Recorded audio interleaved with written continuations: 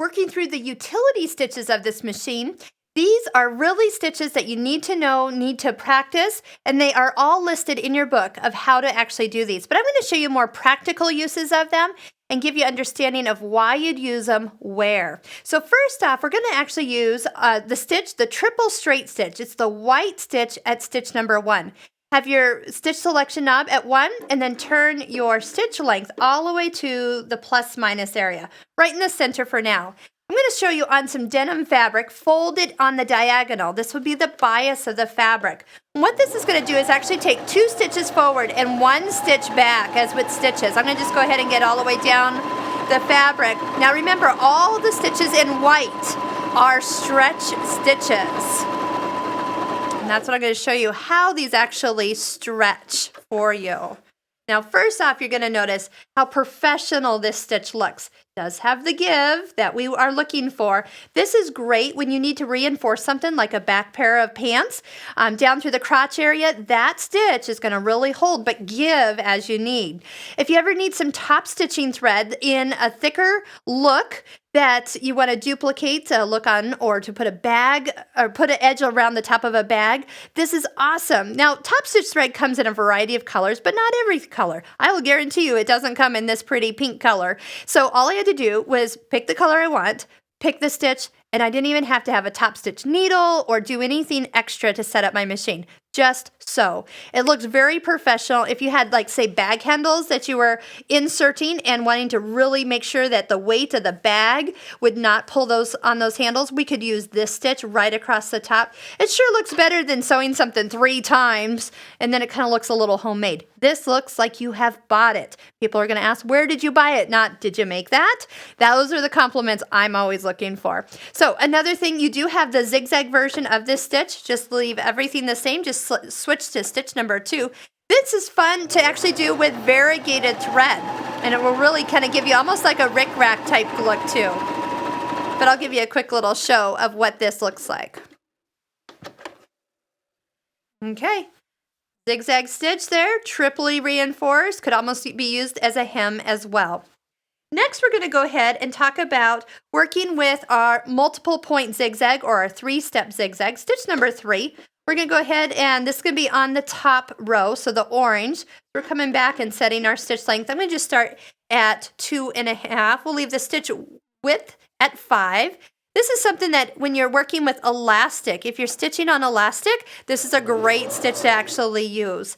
What we're going to do is actually stretch the elastic. This will kind of give it that gathered up look.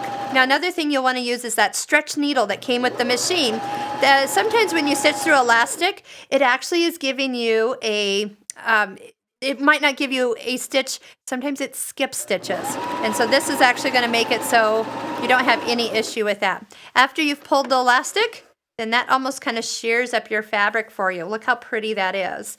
So if you're ever working on something along that line, that's a great stitch to use.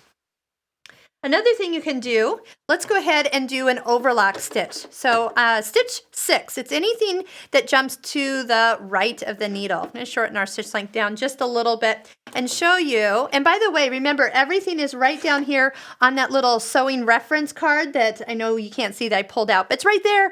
And it will have the stitch, it will have which foot, what settings we need to be on, depending on the fabric that you're selecting.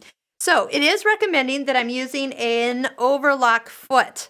Let's talk about this overlock foot. I love it. It has a little tiny pin in here, and we're going to form the stitch that it jumps over that pin, and that pin is going to sit right next to the raw edge of the fabric.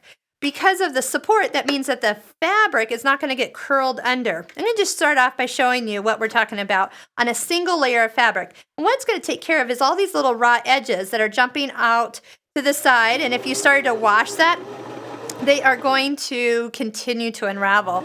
This is like what people use instead, or if they don't have a serger, or if you do have a serger and, well, it's not threaded up with the color you're looking for and you only had to go about that far. So this is a great foot to know how to use and of which stitches you can use it with. Now, when you stop, if you pull it out this way, your last stitch is on that pin. So what you want to do is push the fabric away from the foot, bring it out, and then cut the thread. See how those stitches are jumping off the edge of the fabric and those threads no longer want to unravel? That's what you're looking for as you stitch. And you can really get a nice setting. I'm going to shorten that stitch length just a little bit. Show you one additional thing. This time we're going to use it as more of an overlock and seam area. We're going to go ahead and cut like a little neckline along your fabric, and then match it up with a piece of ribbing. Ribbing is folded in half lengthwise, and then we're going to match up all 3 raw edges, the 2 of the ribbing with the cut edge of the knit. Okay, same concept here. When you look at this stitch, it has stitches that are straight along the left side with the jump of the bite that is going off the edge. So those straight stitches are actually going to form a seam as we go. Now usually ribbing is always cut smaller than your opening, so that means it's going to be stretched as you go. Now, once I get this going here, I'm stretching the ribbing and just holding it right in front of the foot and then guiding the curve of the pink fabric as I go. There we go. And again, on knit fabric, a ballpoint needle is best suited for that fabric. And here, once again, see how that won't come out? Pull it straight back, then cut your thread, and this is what you'll have. What you have is a stretch hem here that has overlocked our edge plus seamed it all together, all in one stitch. Now when you look up here, you're going to notice you have other stitches that jump to the right. They go over the edge that you can use. Here's another one. Let's go ahead and do 6, but do it in the stretch area here. Okay, so we're doing 6 in the white. And I'm going to also, being that this fabric's kind of stretchy and all, I'm going to adjust the pressure. So we're coming over here to the side of the machine. Normal pressure should be 3, where it's showing you straight up and down. I'm going to turn it all the way to 1. So it's going to make this foot almost come down and hover across this fabric here so it doesn't stretch it out as I sew. But you know how this fabric is. It's kind of really loosely woven. But this is also great. As you stitch, it is just going, I'm just positioning the raw edges of the fabric right next to the toe of the fabric, or toe of the foot, and letting it jump off the edge. It's going to eliminate all these edges that are going all the way around. That right on out. There you go. See how beautiful that is?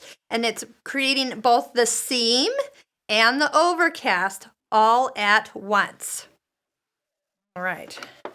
I'll rethread the machine. It looks like I might need to clean it or change the needle. Also, to make sure your needle's all the way up when using that needle threader, so it can align with that hole. There we go. Okay, so for the overlock stitch, that is a great one to use on your fabric here. Last, we're going to do a blind hem. So as we do a blind hem, we're going to go for our blind hem foot. This is the clear one with the red wheel that is actually adjustable. I'll show you how you actually adjust it for a blind hem. My mom did alterations when I was growing up, so I watched her do blind hems all the time. Kind of what made our... Well, it was what made the living for the household. All right, stitch number 5 in the orange is your blind hem. So we're going to set that for, we'll start about 2.5, stitch 5, and stitch width at 5.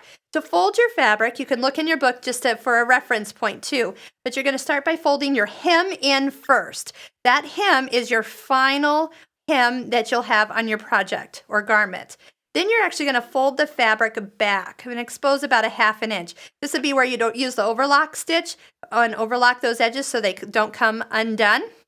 And what we're going to do, being that this is a mechanical machine, what we're going to do is turn our hand wheel until we see the machine jump to, there it goes, jumps to the left. Now, once it's here, I'm going to lift up the presser foot and move it so that needle is going to bite just the smallest little bit of this fold.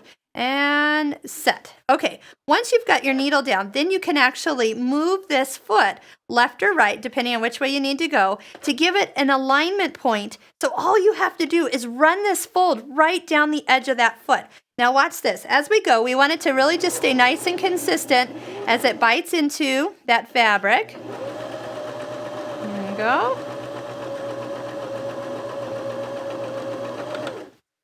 Finish our stitch. Lift up our foot, see what we've got here. So on this side, this is the proof here. I think I know what happened. I wiggled. Okay, so the concept is that you want nice, even stitches as you go here. And that would be what you want. Because if you had used the same color, the cream thread, you will not see any of those stitches. And look, wasn't that so much easier than doing it by hand? So you've got a lot of stitches and a lot of feet that come with this machine that allow you to do some wonderful utility stitches. By the blind hem, you also have number 4. Number 4 is a stretch blind hem, and that will also give you the ability that this will stretch if it was on a knit fabric. So I love that stitch also.